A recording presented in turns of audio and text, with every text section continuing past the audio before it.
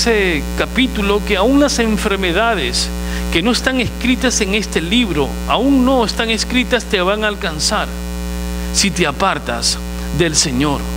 Él se lo había advertido, sin embargo este pueblo se corrompió, se prostituyó buscando cosas ajenas al Señor. Hermanos, les pido en esta tarde que reflexionen. Muchas veces el Señor nos quita la bendición, y nos quita la bendición y nuestra vida se vuelve amarga, cansada, agobiada, problemas uno tras otro. Y cuando llega el problema, lo primero que uno tiene que decir: Señor, descubre el pecado si aún no lo puedo ver. Señor, no me quites la bendición, Señor, porque vivir sin tu bendición, entonces, por lógica, voy a vivir sujeto a maldición. Una cosa es que te quiten, pero como consecuencia de haberte quitado, ¿qué va a quedar? Las maldiciones expuestas categóricamente en la palabra de Dios. Y eso es terrible. Es terrible porque, como dice el libro de Salmos, ni bien salgo de una ola, la otra ola se me acerca. Ni bien salgo de este problema, para empezar ya está llegando el otro problema. ¿Algunas veces no le ha pasado eso a usted? ¿Algunas veces no ha estado usted atrapado diciendo: ¿hasta cuándo voy a estar en una situación así? Y se molesta y se enoja con Dios. El Señor no quiere la muerte de nadie, no quiere, Él no desea eso. Pero Él te lo advierte con todo su corazón, con todo ese amor que profesa. Aléjate, aléjate de pecado. No busques más allá que solamente a Dios. No busques cosas ajenas. No te prostituyes ni profeses amar y alabar a Dios y adorarlo cuando en tu corazón está totalmente ajeno a Él. Y sabes, Él te va a dar por lo más que te duele. Justo el dedo en la llaga va a colocar. Pero Él no quiere, recuerden. Pero como es justo, va a tocarte. Muchas de las bendiciones que has tenido se te van a quitar y los problemas llegan. Pero no vayan a pensar que solamente es por pecado. Algunas veces es por prueba. Cuando algo acontece en tu vida, así como le pasó a Job, no era porque había pecado, sino que era una prueba. Eso es fácilmente para discernir. Vamos entonces a comenzar a ver este capítulo y analizarlo tal como el Señor lo quiere en esta noche. Dice: por tanto yo volveré, y dice, lo primero que dice: y tomaré ¿qué? Mi es posesión, mi trigo. Estas personas que habían recibido la bendición tan grande para cosechar, la tierra, el sol, la semilla, ¿todo de quién es? ¿No es de Dios? Y el Señor dice: voy a recoger mi trigo a su tiempo. Y cuando habla de trigo, está hablando de comida, está hablando de alimentación. El Señor, que dice, le va a quitar todo eso porque ustedes han estado adorando a un Dios que se llamaba Baal. Y el Señor, el Dios Baal, su Señor de ellos, decían: si recibimos la bendición de Dios, vamos a agregar más bendición. Entonces jugaban con Dios y jugaban con dioses paganos. Este Baal era el dios de la fertilidad para los paganos. Entonces Baal, supuestamente, si era el dios de la fertilidad, el dios de la cosecha, el dios de la lluvia, entonces voy a quitarte mi trigo y dile a tu Dios que te alimente.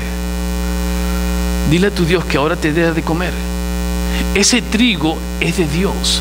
Y miren, cuando habla acerca de mi trigo, dice que a su tiempo. ¿A qué se refiere? Cuando nosotros leemos rápidamente la palabra de Dios, es como cuando usted va por la Turpen a 140 millas. Lo único que le queda ver es, a esa velocidad no ven nada. Pero cuando uno pasea, se refresca, entra un pasaje bíblico y dice: wow, ¿a qué se refiere cuando dice a su tiempo? Vean este castigo. Ahí está el pueblo hebreo adorando a Dios y ellos adorando a Baal, y de repente, a lo lejos, yo me supongo que estaban las personas, y le dice así a Mañuco, le dice a Pepe: Pepe, ¿qué pasa, Mañuco? Mira esa cosecha, y está a su tiempo, estamos ya justo ¿para qué? Para recoger. Y él dice que a su tiempo, o sea, cuando ellos iban a recoger lo que ellos creían que era suyo, el Señor se lo quitó. Vieron la cosecha, pero el Señor se lo quitó. ¿Cómo lo hizo? Quizás con langostas, quizás con enfermedades, pero no lo pudieron saborear. Y un pueblo sin comida es un pueblo expuesto ¿a qué? A enfermedad, a hambre. Le quitó la bendición del trigo porque ellos buscaron un Dios. Y yo les pregunto ahora en esta tarde, ¿lo que tú tienes de quién es? Es de Dios. Nunca oses ni por un instante decir, es mío, es mine. Hablo bien inglés, ¿no? Es mío. Vean, le quitaron el trigo. Y yo me imagino, hermanos, aquellos que han estado en los campos, en la selva, han estado en la parte de la sierra de mi país, los campos se ven tan hermosos, ¿no? ¿Ha visto el trigo cómo se ve? Así cuando viene ese viento del sur y comienza a pasear, y de un lugar a otro pasea así el viento, y usted dice, wow, mañana vengo y recojo, y usted llega mañana, no queda nada. El Señor te quitó el trigo, vas a pasar hambre y necesidad, porque te quitó esa bendición. Yo les pregunto en esta noche, ¿dónde estás buscando tu alimento? ¿En dónde? ¿Crees que lo que tú haces es tuyo? No, es de Dios, y a su tiempo se lo quitó. Y dice, y mi vino a su sazón también le va a quitar su vino. Su vino se lo va a quitar. ¿Pero qué significa su vino? Pastor, me preguntaba un alumno, ¿qué pasa? Vino. Miren, para el tiempo en que escribe Oseas, en el mundo oriental, en el mundo donde sucede todo este acontecimiento, el mundo histórico, el contexto histórico, sucede que el vino siempre representa gozo, representa fiestas, representa que en la tierra prometida hay un buen vino que beber. ¿Y qué dice? Que a su tiempo, a su sazón, le quitará entonces su vino. Vean, cuando venía la cosecha del trigo en este tiempo, eso era aproximadamente entre junio, pero el vino venía entre julio y agosto, un problema tras otro. Le quitó que primero el trigo, ahora le va a quitar el vino, su vendimia. Ya estaban las uvas listas también, pero también se las quita. ¿Por qué? Porque le dice, es mi vino, no es el tuyo. Ha caído maldición cuando uno se aparta del Señor. Y dice, y mi vino a su sazón se lo quita en el tiempo. También para su vendimia se lo quita. Tengan cuidado, hermanos. Cuando usted dice, profesa ser cristiano, no se aparte, porque el Señor puede quitar bendición de su vida. Él no lo quiere, pero es justo. También le menciona, quitaré mi lana, mi lino, que había dado para cubrir su desnudez. Está hablando acerca de Gomer. Literalmente Gomer era una mujer prostituta que se casó con Oseas, pero el Señor la vistió al pueblo de Israel con su lino, con su ropa. Eso le cubrió su desnudez, pero ahora le dice, quitaré el lino y ustedes van a estar expuestos a una pobreza total. Y todo porque les había advertido, se lo advirtió, que no osen buscar a otros dioses, ni a otras naciones, ni otras culturas, ni otras ideas, nada que no sea de Dios. Y él dice entonces en el 10, y ahora descubriré yo su locura. Entonces lo que va a hacer es descubrir el pecado. ¿Qué significa locura? Acá dice, y ahora descubriré yo su locura. Locura es, en el original significa vergüenza. ¿Sabes? Una cosa es que usted cometa pecado y a escondidas se sienta mal, ¿no? O sea, usted cometió un pecado y está en su casa, bueno, me siento mal, pero nadie lo descubre. Pero otra cosa cuando lo descubren y es expuesto. Él va a hacer descubrir su pecado de Israel con todos esos amantes que ha tenido. Lo va a descubrir. Hermano, el pecado cuando es descubierto es terrible. Vean cuántas personas, entre ellos pastores, han sido descubiertos y han sido expuestos y lo han lapidado a través de lo que es la televisión y noticias. Yo no pensara que era así. Ha sido descubierto, ¿no? Y expuesto. ¿Cuántos el alcalde de los estados, de este gobierno, de este estado, nadie sabía que era homosexual, ni su esposa sabía que era homosexual? El pecado sale descubierto y trae como consecuencia toda esa gama de cosas que llegó. Hermanos, el Señor va a descubrir tu pecado. Un día va a tocar tu puerta y el pecado te va a alcanzar. En el libro de Números dice, el pecado, tu pecado te va a alcanzar. Y cuando te alcanza, vas a pasar esa vergüenza. El Señor va a descubrir su vergüenza. ¿Y sabe delante de quién? De sus amantes. En ese momento, los amantes, lo que ella hizo, el pueblo de Israel, sus dioses, no van a hacer nada por ella.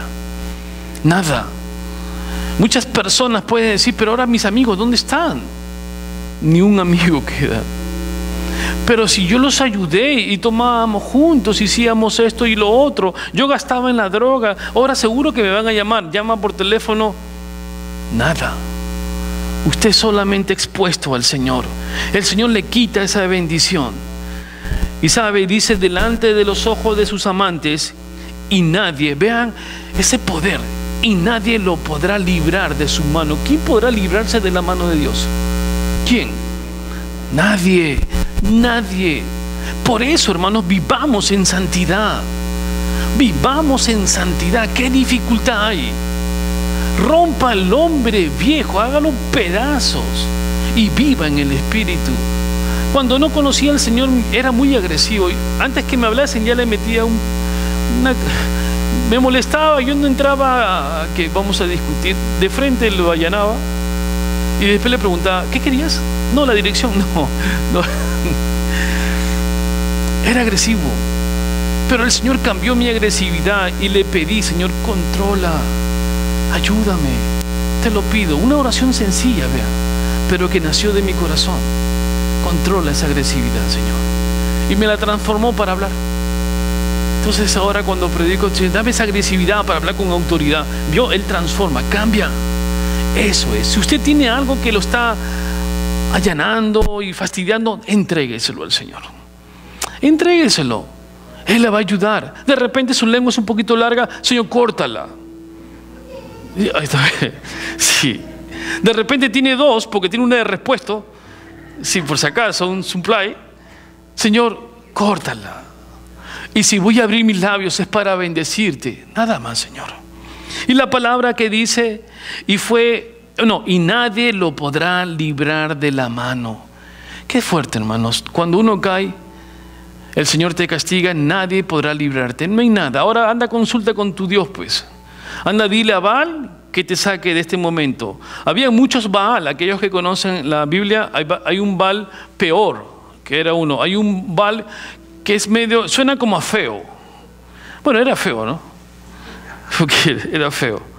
Pero estos no van a hacer nada. ¿Por qué? Porque es un estauta. ¿Qué dice la palabra? Tienen ojos y tienen oídos, tienen piernas y son tan incapaces que tienen que llevarlo de un lugar a otro porque no caminan para ningún lado.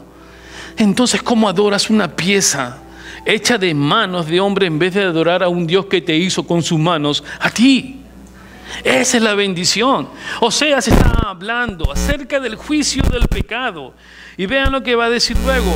Dice en el 11, haré cesar todo. ¿Qué dice? ¿Qué dice? Haré cesar todo su gozo. Vean, eso lo explicaba ahora en la escuela dominical. El Señor no es un Dios aburrido. El Señor no es un Dios tedioso. El Señor no, esto no es oscuro y el que habla viene con su capucha negra y está así. No, el Señor es un Dios de gozo. Él no quiere que usted esté todo triste. Usted tiene que estar en gozo. Más aún, la palabra de Dios dice que el gozo viene de Dios. Pero ¿quién te lo quita?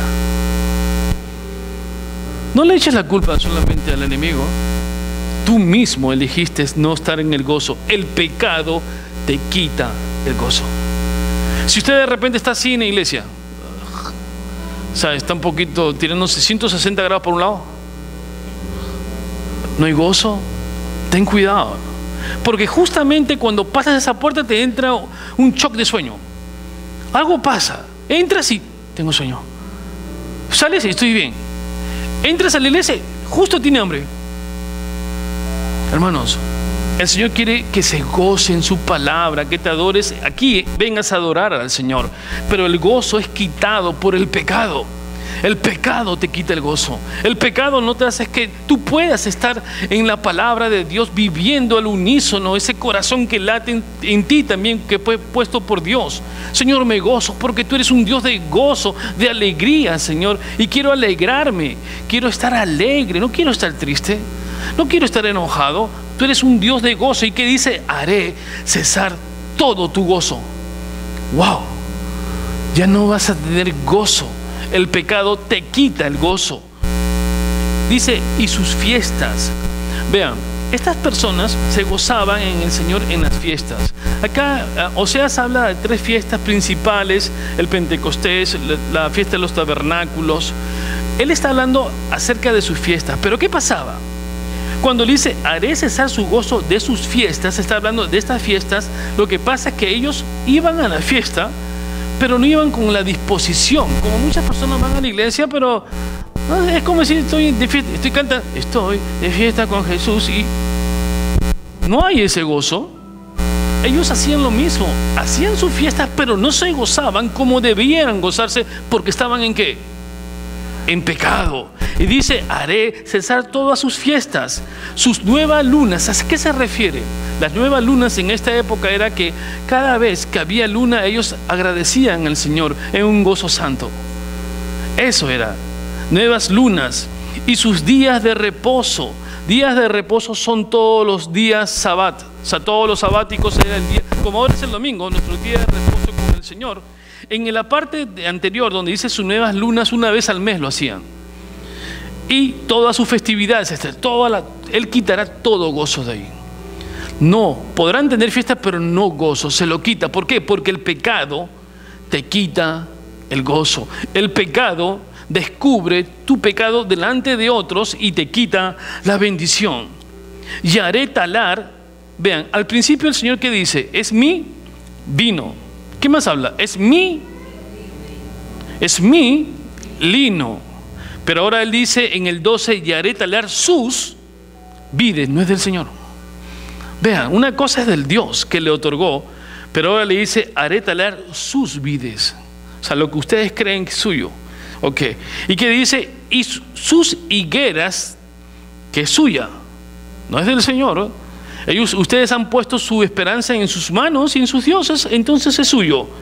¿Y qué le dice? De las cuales dijo, mis salarios son, o sea, le dijeron, Señor, esto es mi salario, no es tuyo, el egoísmo delante, salario que me han dado mis amantes, y las reduciré ¿a qué? A un matorral, y las comerán las bestias del campo.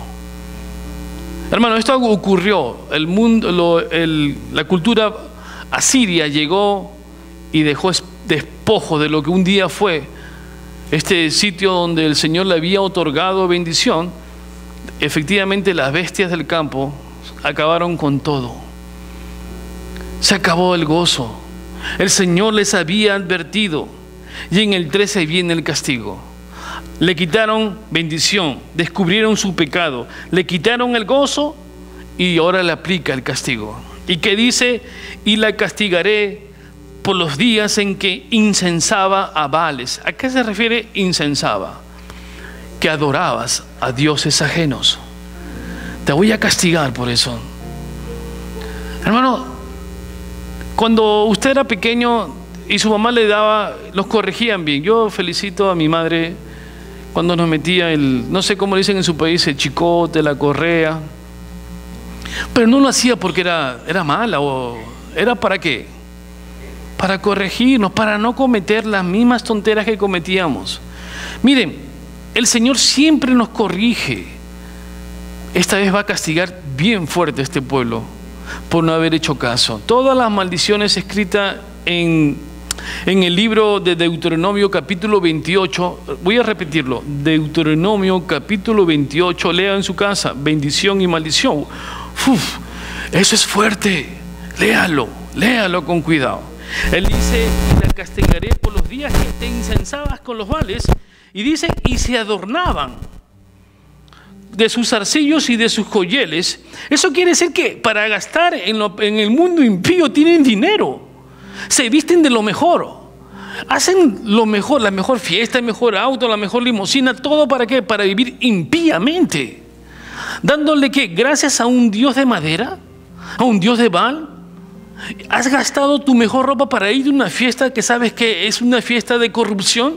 Y cuando llegas a la casa del Señor llegas todo desganado.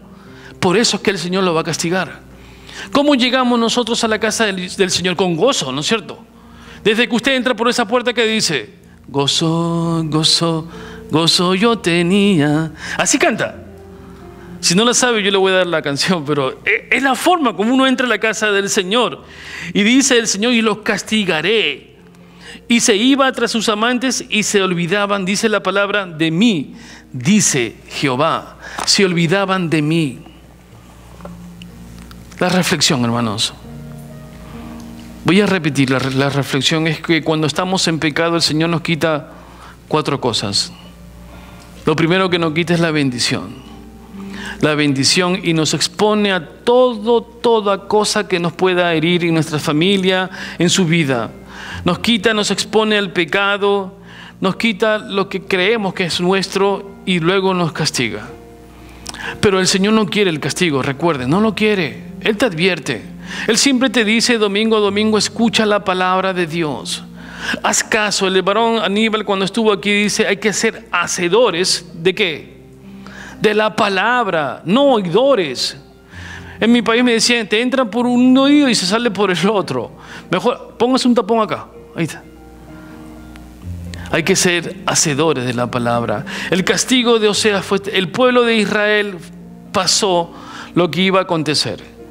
Dios la advirtió y como consecuencia del pecado, toda una vida destruida. Miren, y sobre todo, y esa es la importancia, los padres cometieron eso y como consecuencia, ¿quiénes sufren? Los hijos, la familia, todos fueron llevados ¿a qué? A esclavitud. Porque no aceptaron. Hermanos, el Señor le había proveído del todo. Ellos vivían bien. Era un pueblo que conforme a la voluntad de Dios, que es el dueño del oro, la plata, de los lagos y el mundo y el universo, les había dado, pero ellos querían ¿qué? Más y más. Miren, confórmense. Pablo dice bien claro en la palabra, Señor, no me des poco para que me queje, ni mucho para olvidarme de ti. Dame lo necesario. Eso, ahora en este siglo, siempre se lo voy a repetir, es algo que, aunque usted esté luchando, ore. ¿Por qué? Porque el mundo te va a alimentar más y más y más. El ejemplo, por ejemplo, hay unos autos, hay años 2000, de repente están buenos. No tienes que cambiarlo, pero tú dices, quiero más. Confórmate con lo que tienes. Si el auto no te fastidia, te transporta, cumple su misión, el motor está bueno, ¿para qué quieres más? Y más.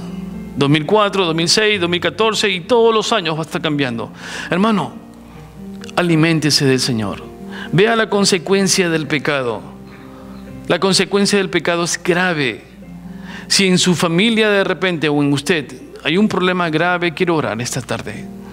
Si de repente van a confrontarse o van a ir al médico por una noticia o van a viajar, vamos a orar. Vamos a orar, ¿saben por qué? Porque la oración es el privilegio más grande para que el Señor nos escuche. Nunca olviden, Oseas, capítulo 2, del 9 al 13, este es el precio con el que el Señor paga cuando somos pecadores. Pero cuando usted llega al Señor y le dice, perdóname, Señor, por lo que hice, perdóname, amado Padre, perdóname, quiero cambiar mi rumbo, Él viene y te da esa fortaleza, porque Él es bueno. Vamos a ponernos de pie. Vamos a ponernos de pie y darle gracias al Señor por esta tarde. Si de repente quieres que ore por ti, si deseas que ore por ti, pasa adelante. No sé qué estarás pasando, pero si tienes algún momento en tu vida, no sé, médico, salud, pasa adelante para orar. Si deseas que ore por ti, para pedirle al Señor que te cubra, para que puedas recibir la